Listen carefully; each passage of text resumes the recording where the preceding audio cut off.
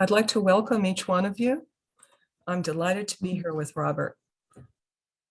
I've had such a wonderful time creating with him and in preparing, connecting with different friends. So this has truly been from the beginning a collective effort. And I have the privilege and honor of speaking for all of us, actually,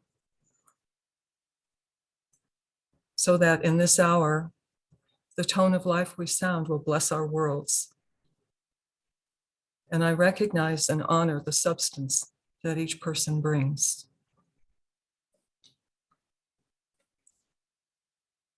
Steve or Robert, I believe we have a video to play.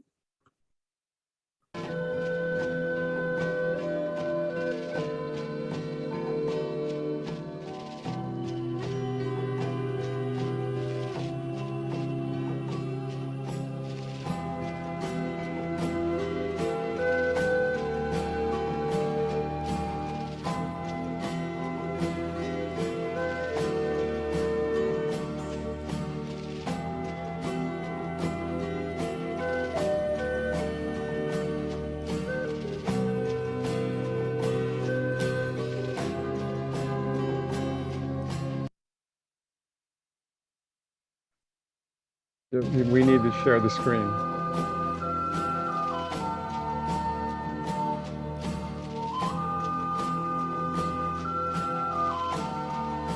Steve, is this not sharing? It's Correct. not sharing, Robert.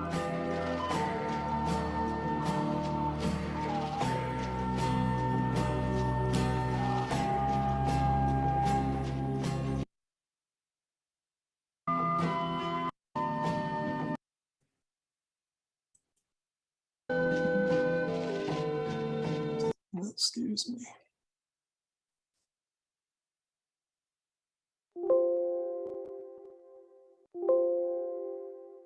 The wonders of Zoom.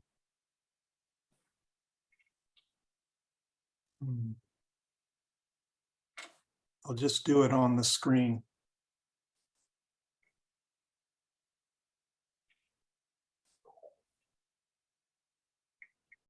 There you go.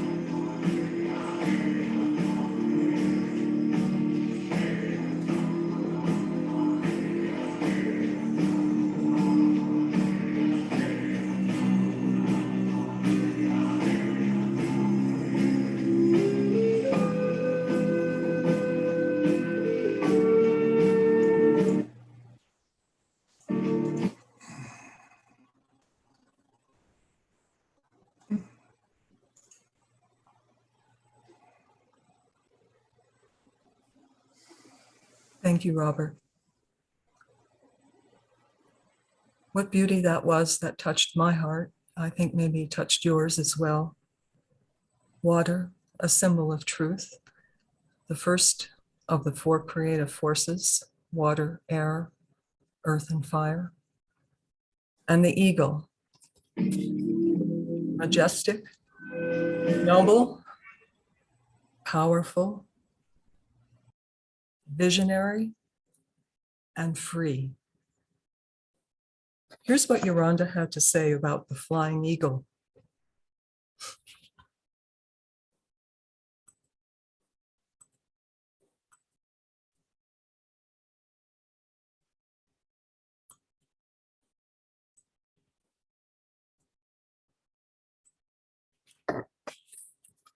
The flying eagle, the symbol of truth, the Lord of truth.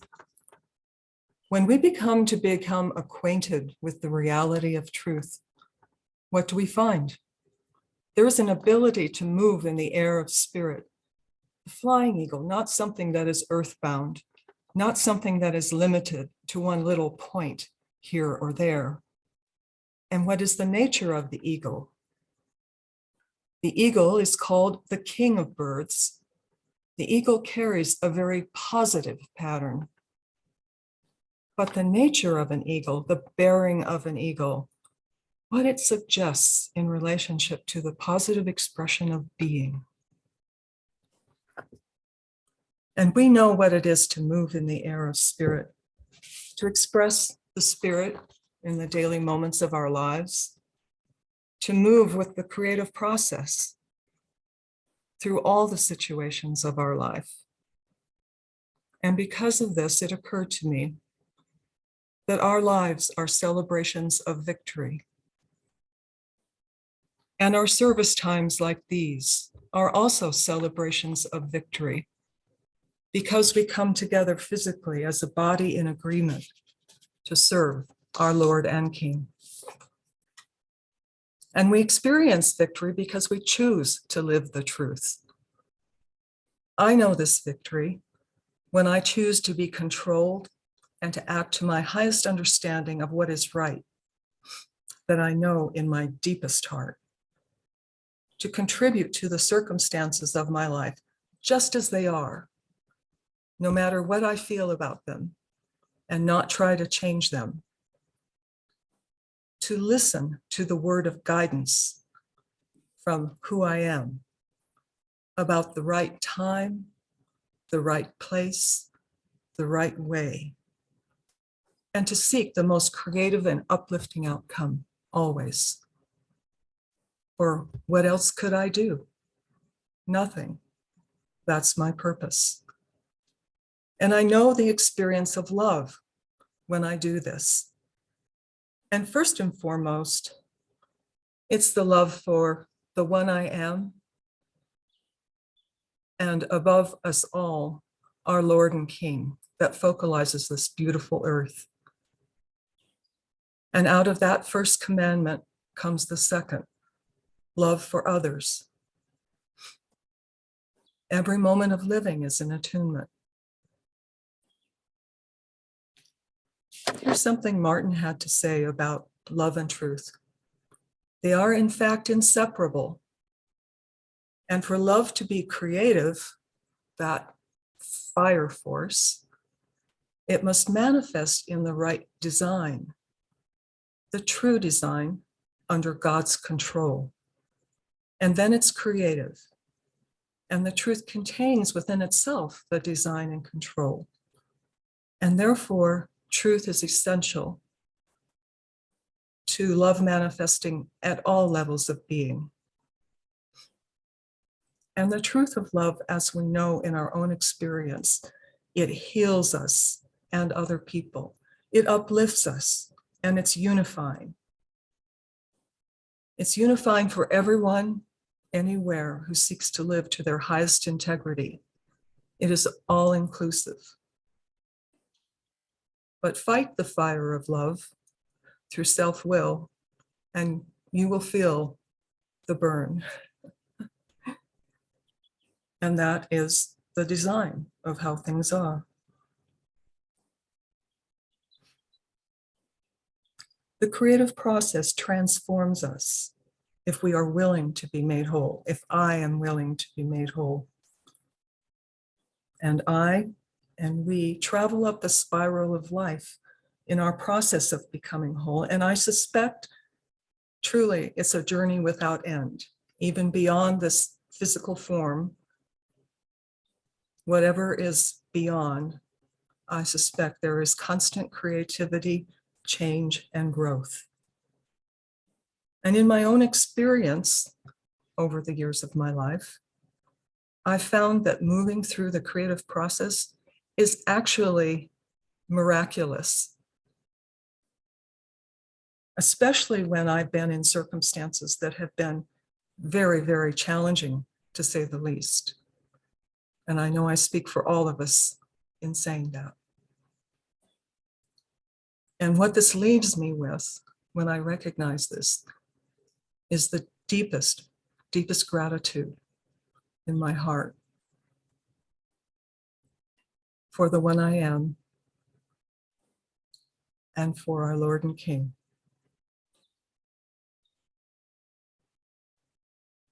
I have found that it's true. The truth is an immovable object. It's absolute. It's yes or no. There's no in between. And it's a foundation that I have lived on since I first became aware of it. It has sustained me and brought me to now. And I know that I will stand on it for the rest of my time here on earth. Martin made this important point about truth. He says, the quality and the character of this immovable mass is a constant. It endureth forever, but the truth causes movement. And if we provide our own experience of living to the truth, then we will find that it is immovable, and all around us that things will change and move. And then when that starts happening, the question becomes whether the movement around us is going to dissipate our experience of immovability.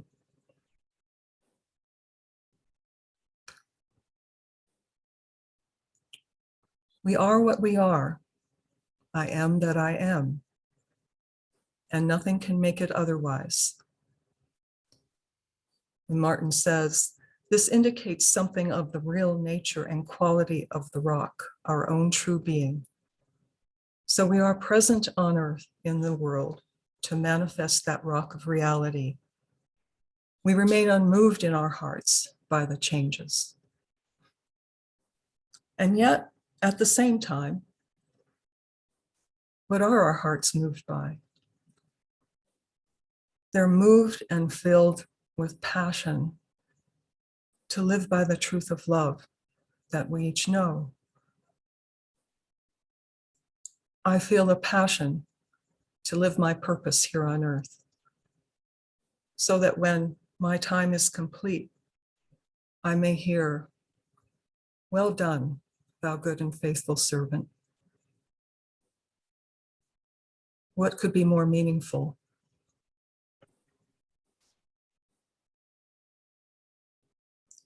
The key word is to live, to do, not just talk about what I think is true, but to speak and act in ways that are true. So in considering this for this morning, I thought this question: what do I know to be true because I have lived it, or I am living it? And a few things came to mind that I'd like to share with you. But before I do, I'd like to say, I know you have lived these truths too. And you could add many more to the few that I'm going to describe. And my purpose in offering them into our field of substance is attunement, to have a specific time of unified radiation outward beyond us on these points of agreement that are backed up by the substance, the rich substance of our living, each one of us. So here are a few of the truths that I know in my life. I go in the direction of my response. I respond to my Lord, the one I am. My decision is made. It is absolute and it is irrevocable.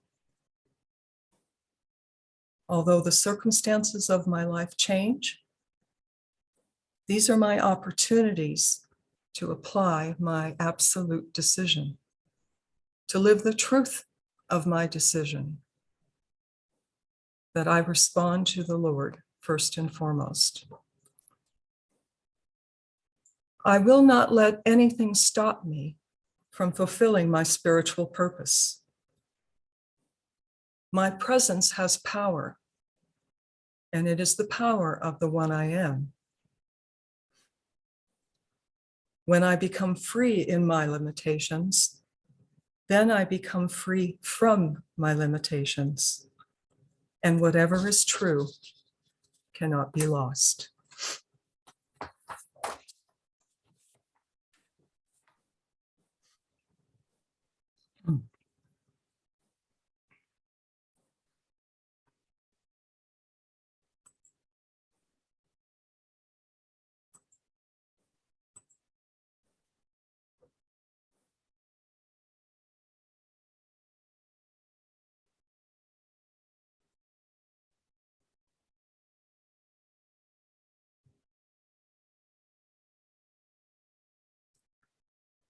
So in this substance, I would offer a prayer.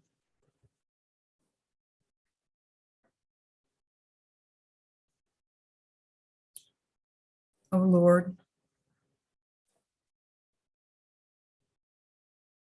let my heart be pure, that I may see with thy vision what the right thing is to do.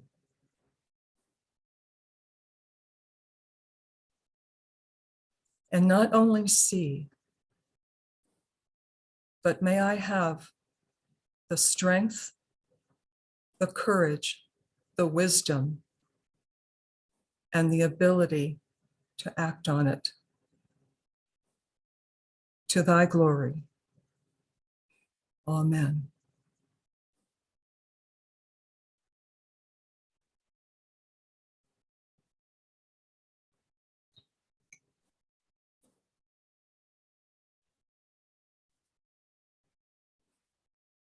We know the victory in our lives, and nothing can take that away because it is true.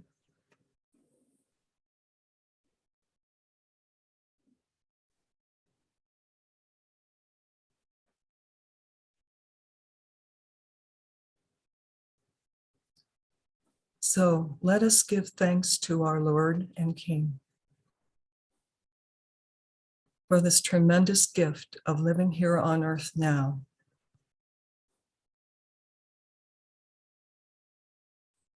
That we may be of service now.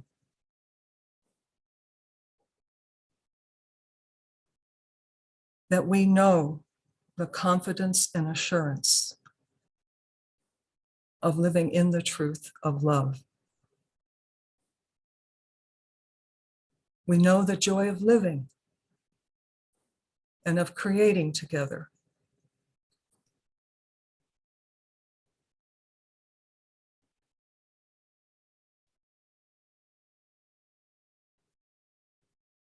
Let it continue. Robert will have an audio to play of Yolanda, the chant, Land of the Living. And after that, Robert will speak.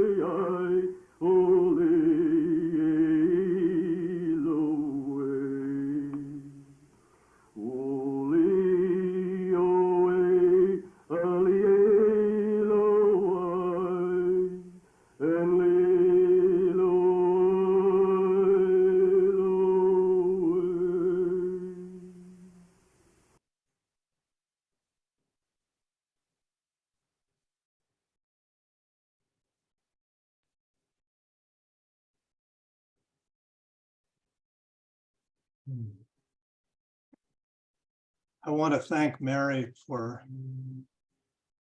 choosing to have us play that chant.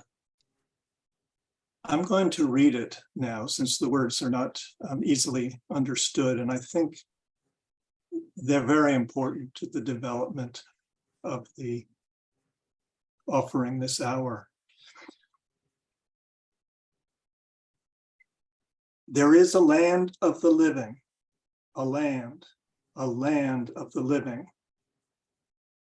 O come and dwell. O come and dwell in the land of the living. O come and serve.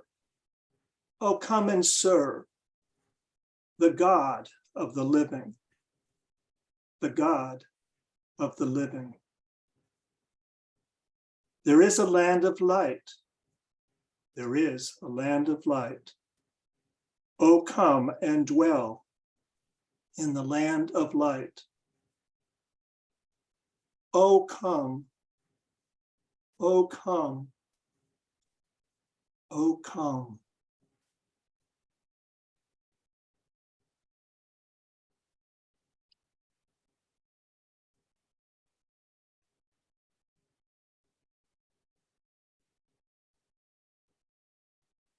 So when I saw these words, question immediately came to mind, where is this land of the living? And my mind harkened back to a conversation that I had with some others, with David. He made the comment that the Temple of Light service pattern has entered into the earth phase as we begin our third year. That was back in March, I think.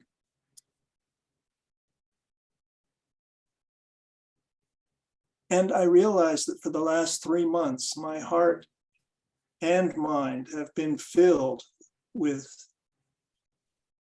thoughts of the earth. This place where we live, I live, it's the only place I've ever known within the realm of physical matter.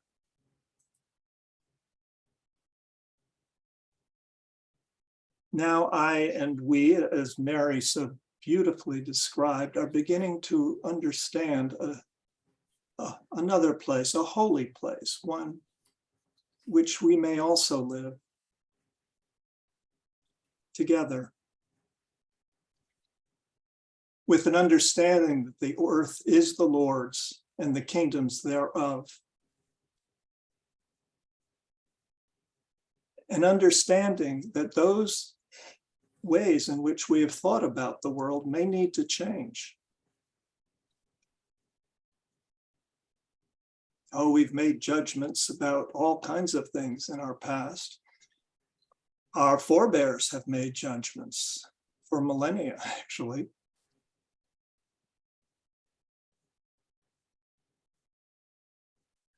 We live on an earth that actually is controlled. It falls under the pattern of truth. Truth is essential, as Mary said.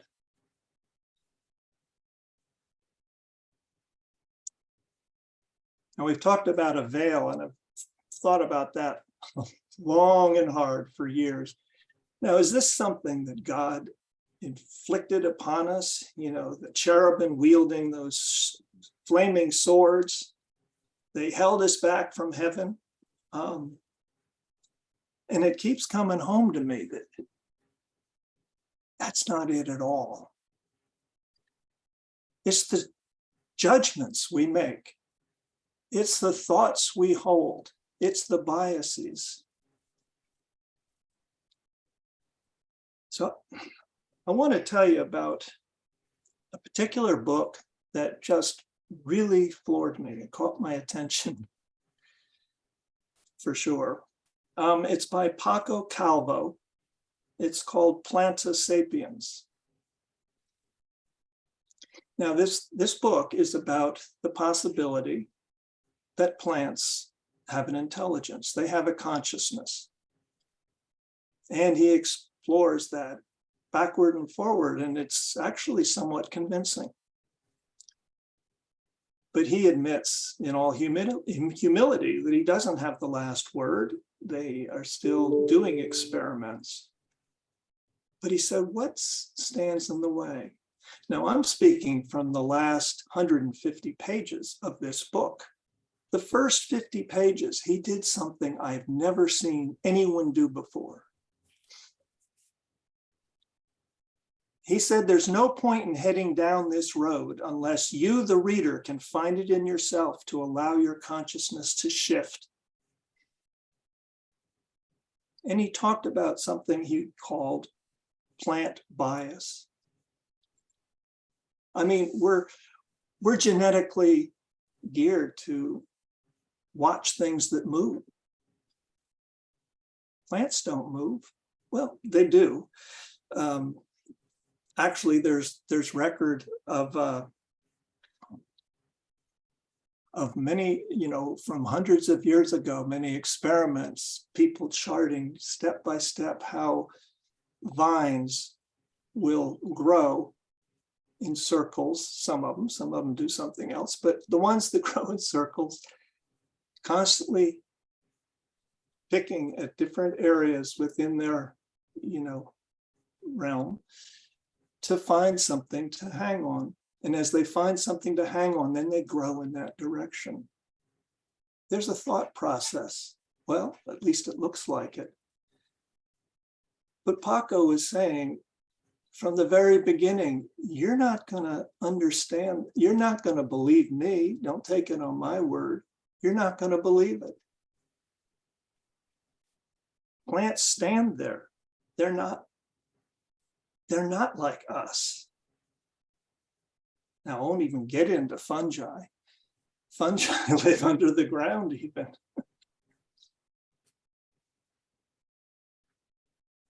The reason this attracted me is because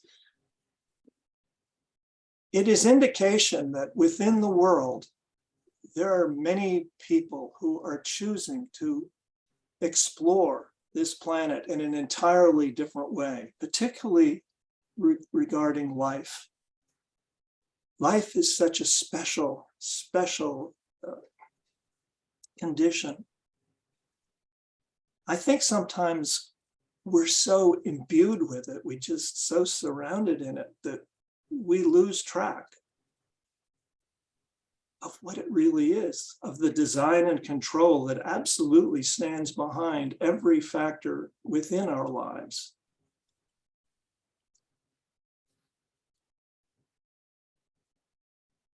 I'm developing a point here. Last month, Gary spoke about listening for the word, a discernment of the cycles that are moving around about you. I would introduce to you today that it's important for us to look as well. It's not just plants and other animals that may have capabilities and mental and emotional conditions that we have so long ago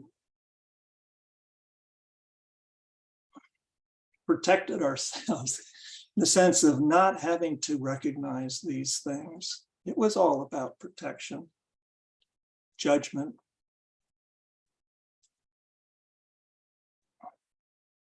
It's time to start to look once again. In that regard, last week, I was introduced to a service that Martin gave 40 years ago called Activation of the Seventh Sense.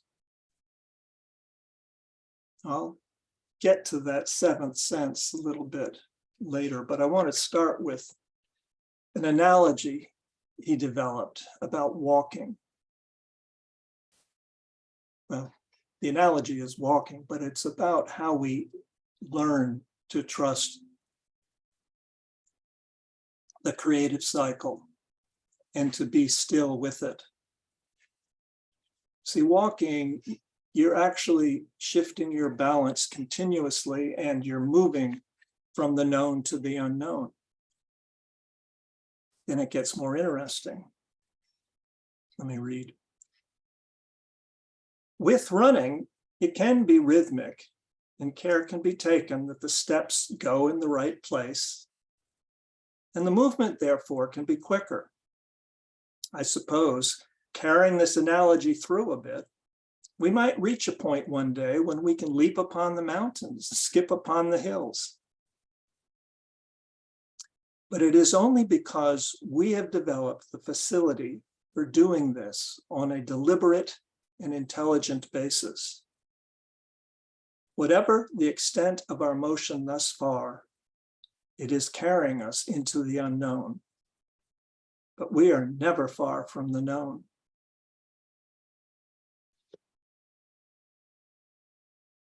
In this service, he talked a lot about observation, looking. It's not so much what nature has to teach us, it's to see the cycles that are all around us. I'll give you a couple of examples that you might not be so aware of. I mentioned,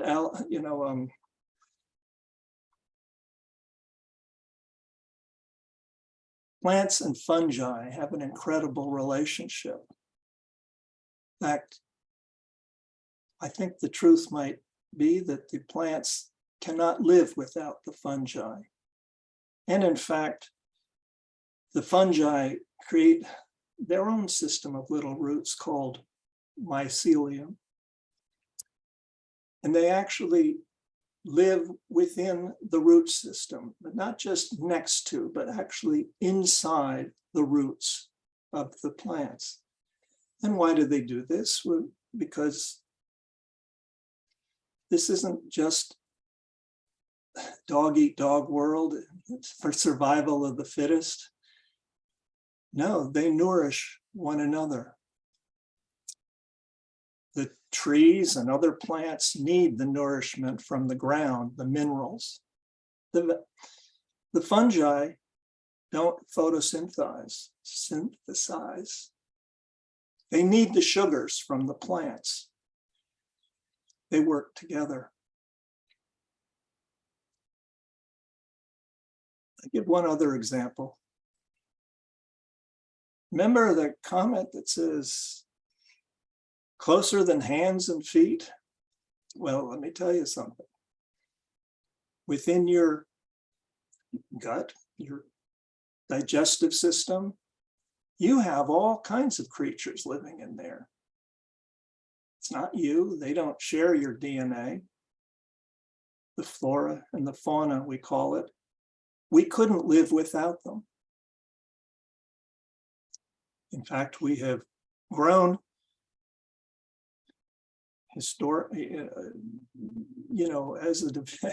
in a developmental way, we have grown together with these creatures.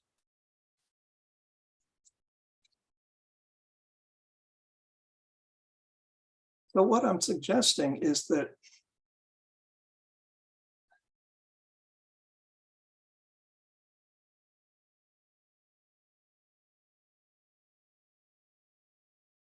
the earth can teach us much. It can only teach us just so far. There's a ceiling to what can be achieved this way.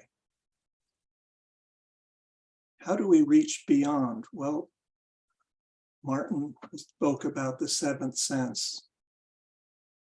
I want to bring out another thing that I've been thinking about a great deal in the past few months. It's what became known as the blessing song. It was originally written by Martin, I guess around 1976, as simply a blessing. Thankful are we now to be filled with praise, Lord, to thee.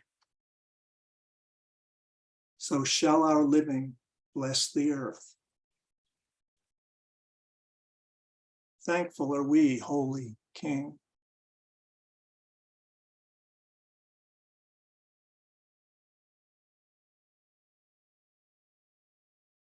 I guess you may realize that I love science. This to me is an equation. Thankfulness now, whether it's I or we, filled with praise, where? Lord, to thee. That's the first great commandment. But the first great commandment brings with it the second great commandment, and love thy neighbor as thyself. And we are in the process of seeing this come about within our lives. The working together in absolute union as if our life depended on it. As if, like the flora and the fauna, or the roots and the mycelium, there is a connection there that we absolutely cannot live without. It's a truth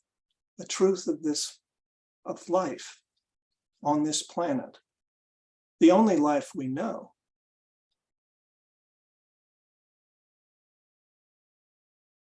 And as we open our hearts and our eyes and our ears, I think we begin to understand that thankfulness is not just a lack of how is it put? I think Martin spoke this, the ability to make decisions and plans. Oh, that's scary, you know. I have to speak or design a building or even talk to my friends without thinking ahead and, you know, making a judgment as to what I should say next or do next or plan next, or how's it all going to work? And right in the midst of this, thankfulness just pops up all around. Is thankfulness for the trust, thankfulness for the surety, thankfulness for the consistency of my living, of the life that surrounds us all the time. It's incredible. Thankfulness, to me, is the opposite of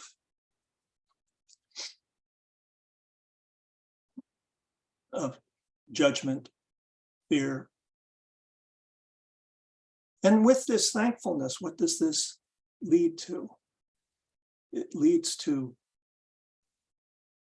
well, I'll call it the wow factor.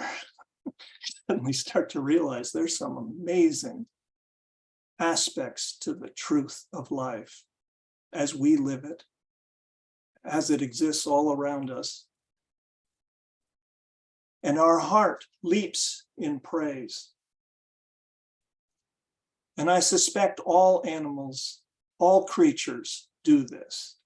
I had the occasion, about 20 years ago, I was visiting my sister in Thailand, and she lived in a forest where somebody had let all the chickens run wild. So I happened to wake up at 4 a.m, 4:30, maybe. It was just starting to get light, and I heard just little chirp up here and a couple crackles and cut by the chickens as they went, roamed around in the forest floor. And I sat and listened.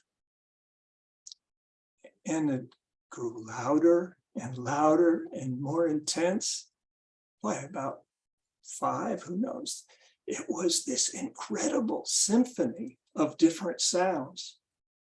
And every once in a while, the roosters would crow.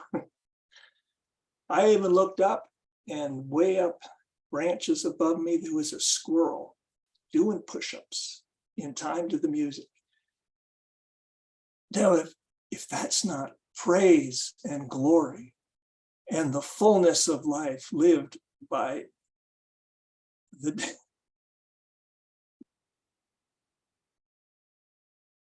to the greatest, I don't know what is. And I'm beginning to realize that I have that capacity within me. And I know that all of you have come to that same realization. That kind of lived praise.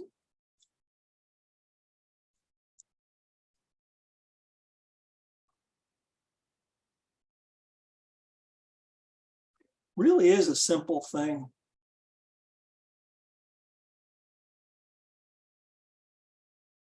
I can't believe that Martin put it together in such a short form that has such broad implications. I would like to sing it for you. This is the only song I know. I can never remember the words to anything else. But I want you to know it was received in some very very large gatherings. Oh, Robert, what sacred song do you know? Please sing it for us. So gladly.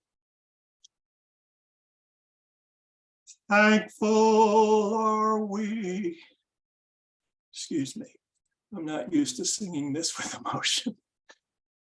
Thankful are we now to be filled with praise, now, Lord, to thee, so shall our living bless the earth. Thankful are we, holy King.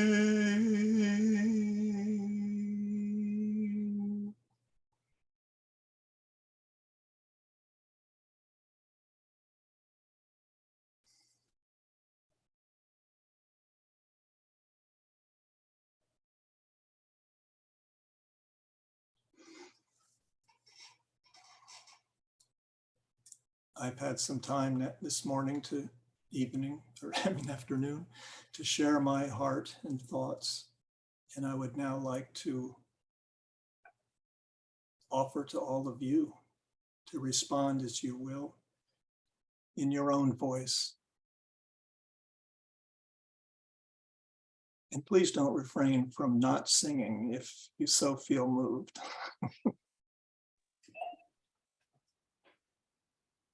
Robert and Mary, I really so much appreciate what you've shared with us this morning. And particularly in terms of essences.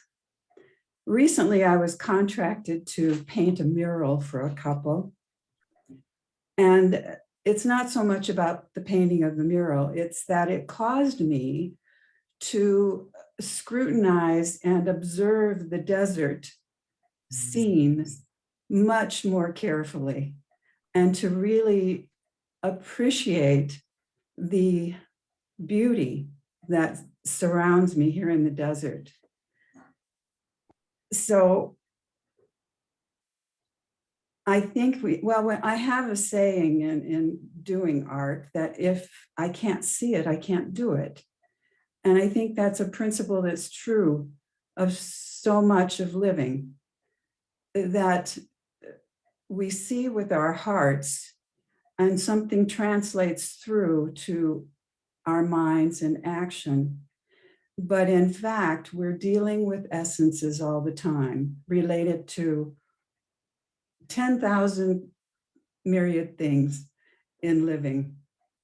And it's the art of living to give thanks, to appreciate, and to translate that accurately with the tone in our moment-to-moment living.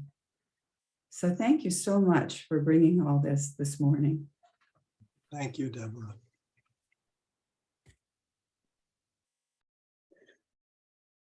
Mary and Robert, I have tears wetting my eyes.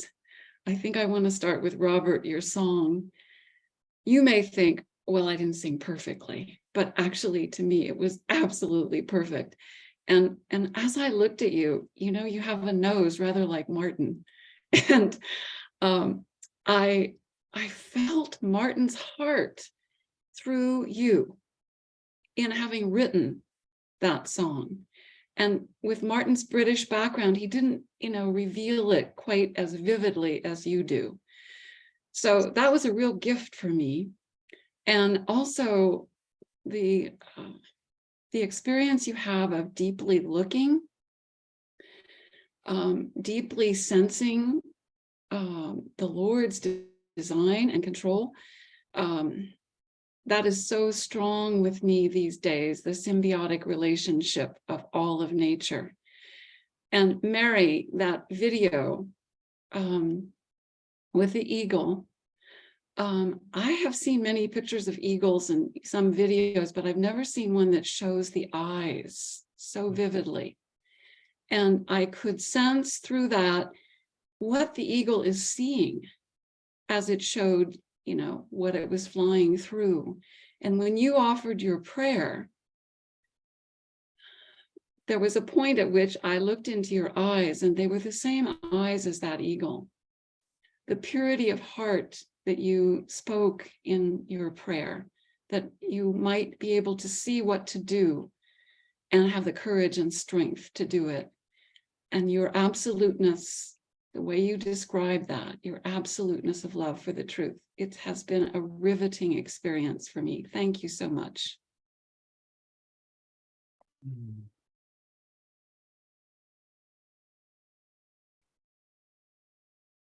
I too had tears in my eyes.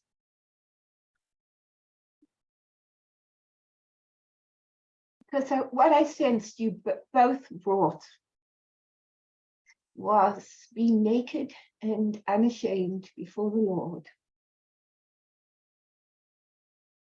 And you brought reverence.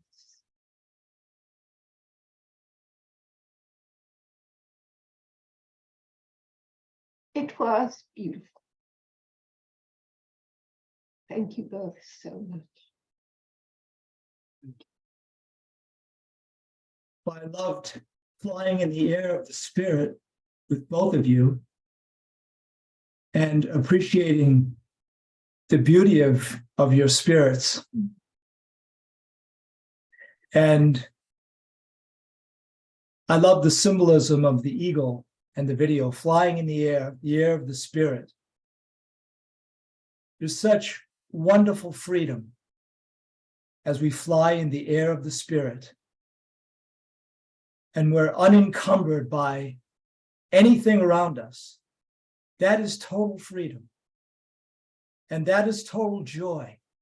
Because wherever there is the actual experience of freedom, there's always joy. There's always a sense of praise for the fact that we find ourselves in form on earth with this ability to live in the air of the Spirit. As we were listening to Yolanda's chanting, I heard something of the North American Native Indians in that chant. And certainly we know that they had a certain attunement with the Spirit of God And that was one of their ways of expressing that. And it's so powerful. And I loved your singing, Robert. You and I have spent many hours together, and I've only heard you sing once before. And I knew you had a tremendous resonant voice. And so don't hide that voice, Robert. Keep singing. And thank you, Mary, for pointing out the fact that our times together are a celebration of victory because we're flying together in the air of the Spirit. It's always a true celebration to come together with all of you. And I was amazed, Robert, that you should quote from Martin's service, Activation of the Seventh Sense, because that's one of the services I'm going to send out this Saturday, July 1st. And you and I have never spoken about this service, but just evidence of the fact that we fly together. So it's good to take this flight with you, all of you. And thank you both, Mary and Robert, for our time together.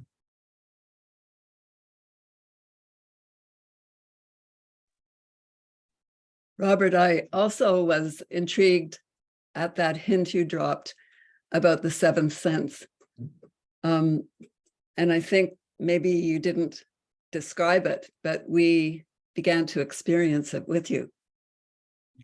While you were talking, Robert, just to give you a little update from the world of nature, there's been so much activity here as your voice was in this house that it was almost comical. I've had squirrels run by the door. I've had birds sweeping across.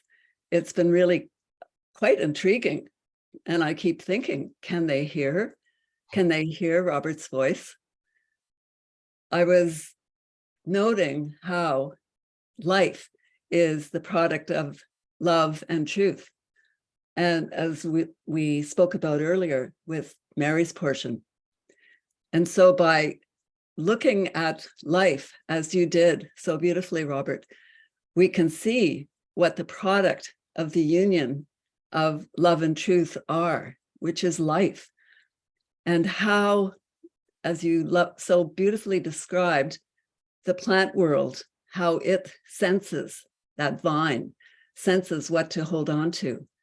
Well, we have this incredible sense, the seventh sense, to discern the essences that Deborah was mentioning, and connect to this larger being that we are part of, that comes to focus as we increasingly hear and listen and perceive with the seventh sense, which we as humans have been designed to be capable of. So I loved the richness and the complexity and the lovely description of that immovability and the vibrancy of life that you brought together in the service, both of you. So a lovely time, and we do have this exceptional opportunity of dwelling in the land of the living. Thanks. Robert, Mary, I wanted to capture or to articulate an essence that seemed to weave between the two of you. It was articulated in words by Mary. It struck me so strongly, I wrote it down. And I think that, Robert, you actually lived it. I will not let anything stop me from living my spiritual purpose. That is what came radiating out of this service this evening. From my standpoint, listening to both of you, combining it, that's the essence that came radiating forth. Thank you.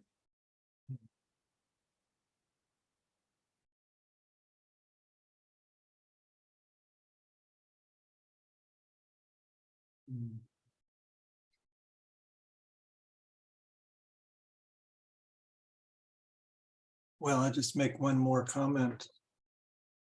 Davina, nothing can stop us as we join together in one heart, in one mind, focused on the Lord.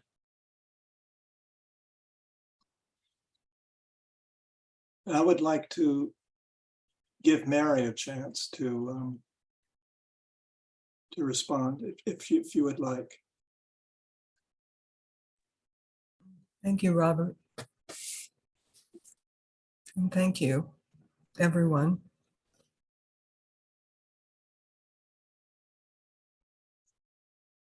My heart is full of the rich substance of this time.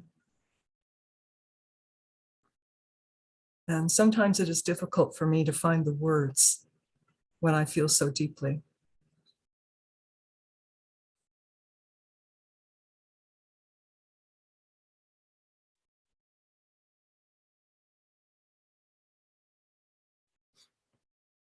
But there is joy in living, and joy is natural to us.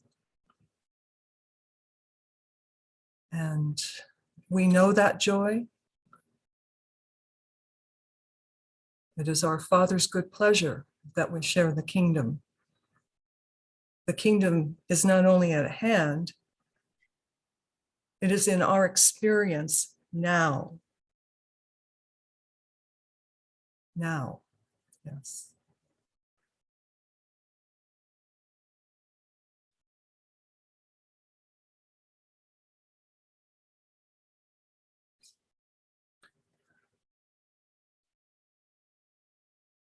We let goodness and mercy follow us all the days of our life because we express it. And we are doing now what we came to do. And as Robert said, we are doing it together.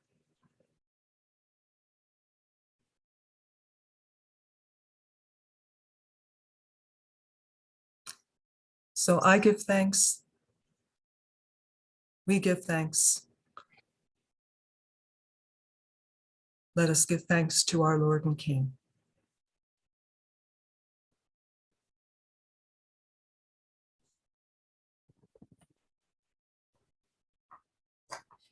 Hey, Robert, Mary, I have a feeling to say a few words here this morning.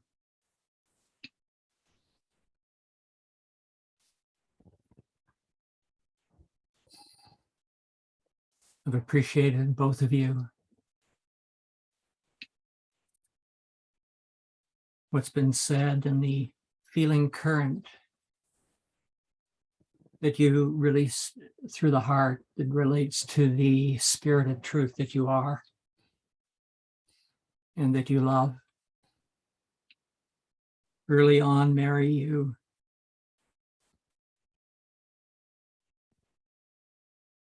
emphasized that it is the spirit of truth that causes movement. The power of the spirit of love moving through the patterns of truth causes a particular kind and quality of movement that is uncommon, really, in the history of our world, where truth has not been the spirit that has been dominant in the hearts and minds of acquisitive and angry and shameful people struggling. Certainly not the spirit of truth in expression, but the power of love was there. And so the power of love had to move through channels that were not true to the truth. And yes, movement happened, but it appears to be that kind of movement that doesn't get you anywhere, really.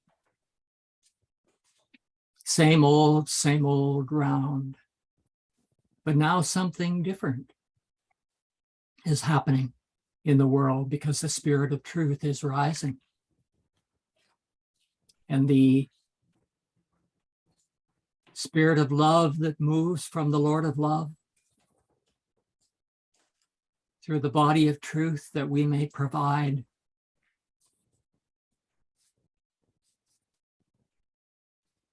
brings a different kind of movement into the world, and that which doesn't belong, that isn't true to the truth, gets moved out of the way. The pattern, the design of life begins to appear.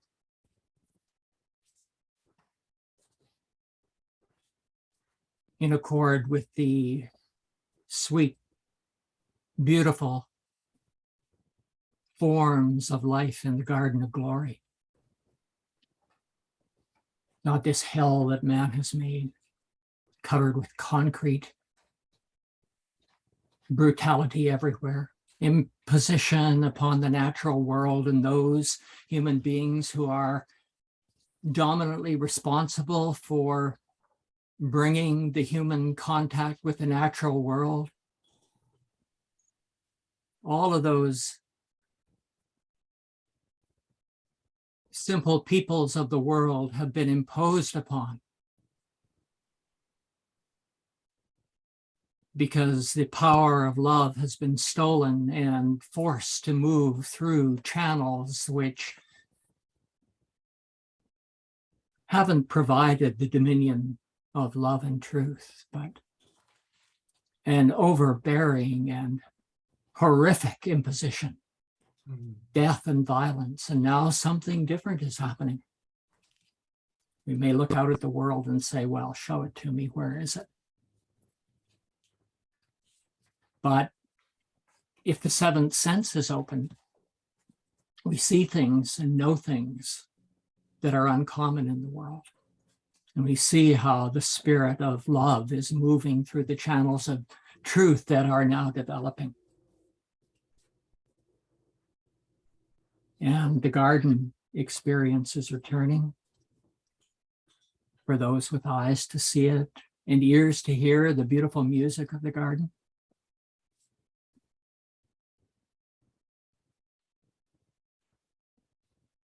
So this is something that was actually happening today and has been happening through this body of people and others in other gatherings who allow a focus of the spirit of the truth of love to be present. There is the release of a current, invisible and vibrational,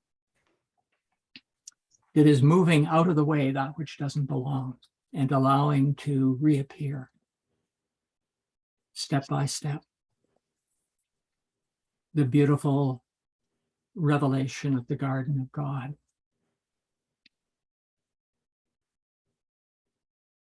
I hear it and I see it all around me. It's present when I go outside and work in my physical garden and I hear those birds singing and I look down and there's something happening in the plant that I'm working with. And I can hear and feel that the plant and the bird are actually working together to allow the release of invisible magic that I begin to become aware of in the garden. But we're here to allow these things to continue so that the whole earth is restored to the garden state. And the king and queen of love are seen to be present in the garden. And we are of that garden royal nature, the garden of God, here to steward as we have done so simply this morning. And I thank you both for stirring us in various ways that are uncommon, actually. We haven't really engaged some of these things in the way that you opened up a little bit this morning. I'm grateful.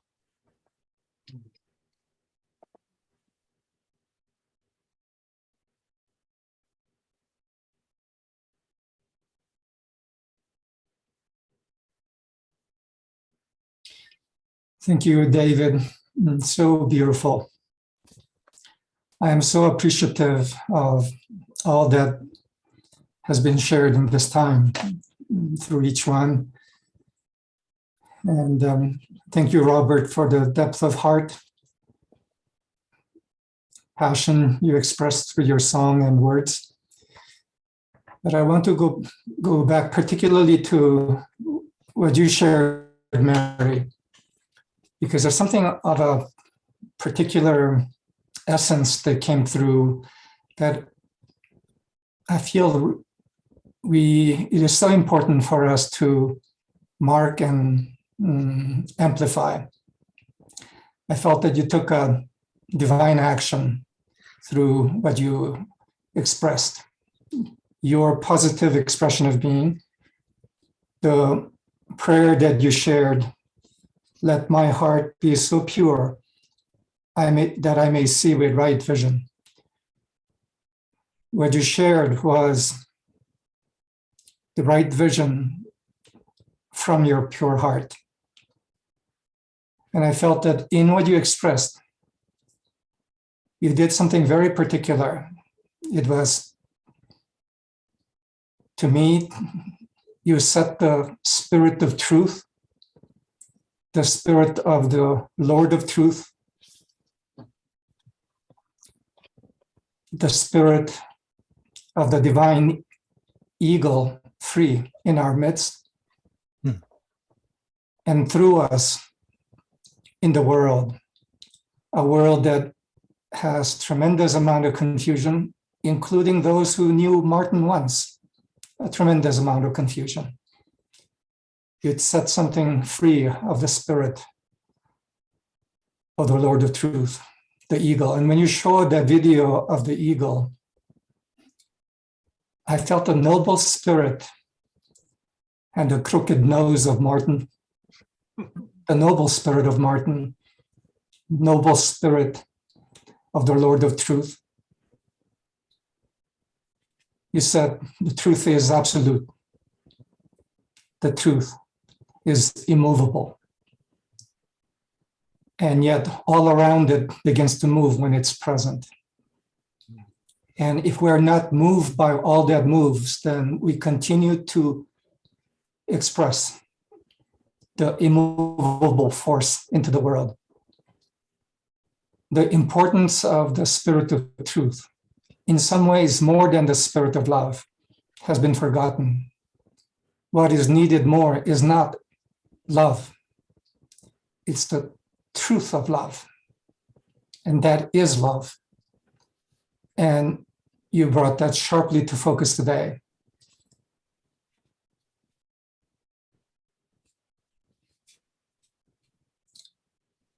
When that eagle was flying in the video, I felt the reality and spirit of the truth of the Lord's body.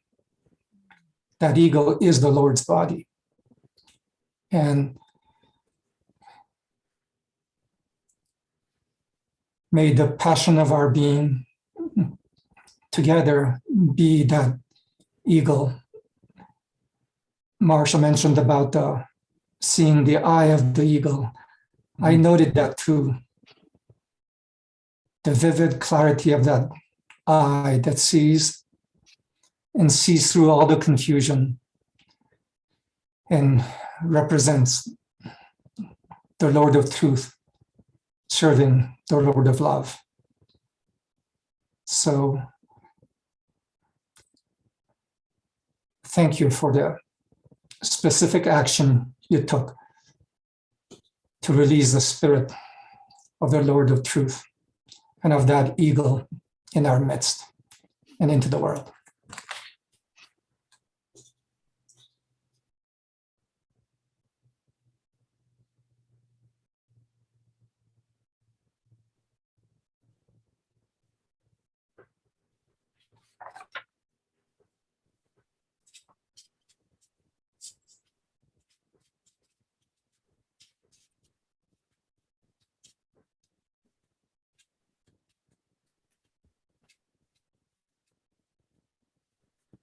Thank you, Eugen. And What I am experiencing now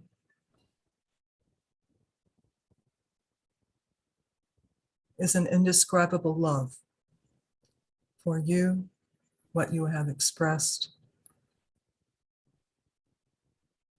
your unique spirit and purpose.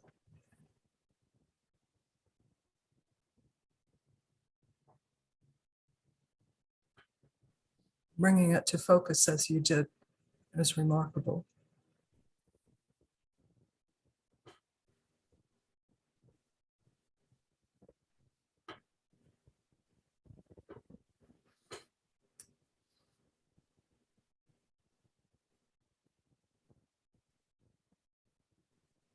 And all that we have shared and all the comments contribute their own remarkable piece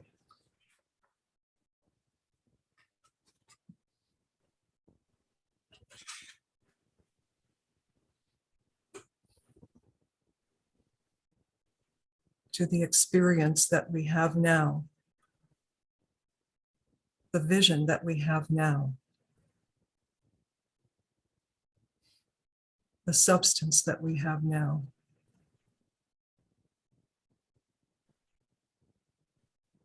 And I feel in my heart of hearts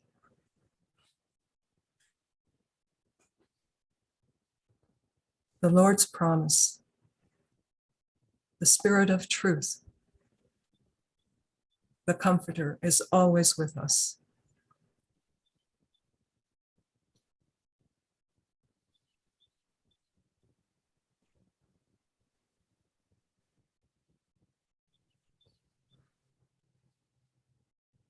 And we continue on with new vision,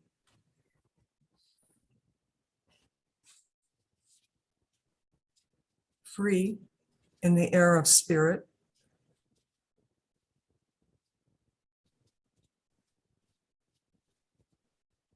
to discover what the Lord would bring forth through us. Because it is the Lord that is building our house.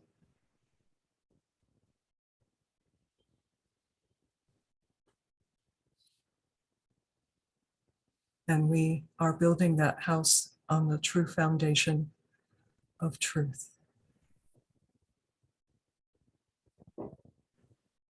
Stable, immovable,